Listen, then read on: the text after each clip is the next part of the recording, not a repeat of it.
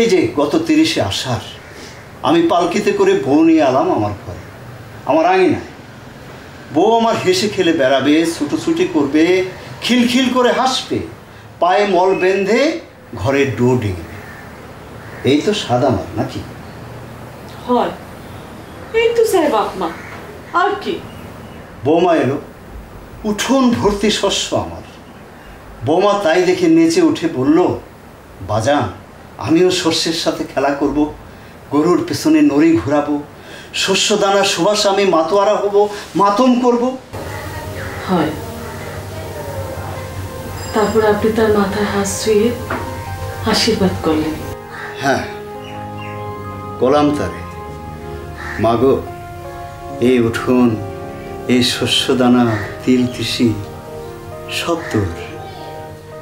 বৌমা তখন নড়ি হাতে গরুর পেছনে কি আনন্দে নৃত্য করে।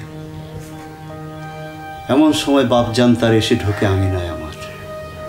চক্ষু তার ছানা বলা, ভেবেছে আমি বুঝি তারে করেছি বান্দি দাসী।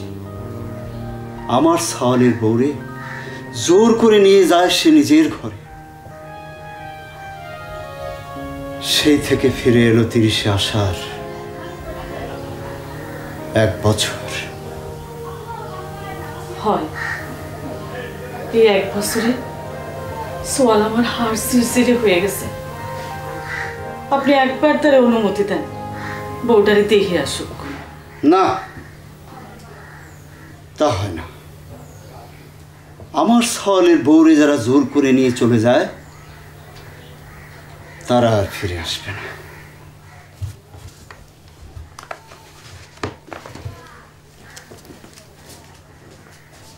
কাগজ নে আর এই কলম নে, জামার কাছে চিঠি লিখবা।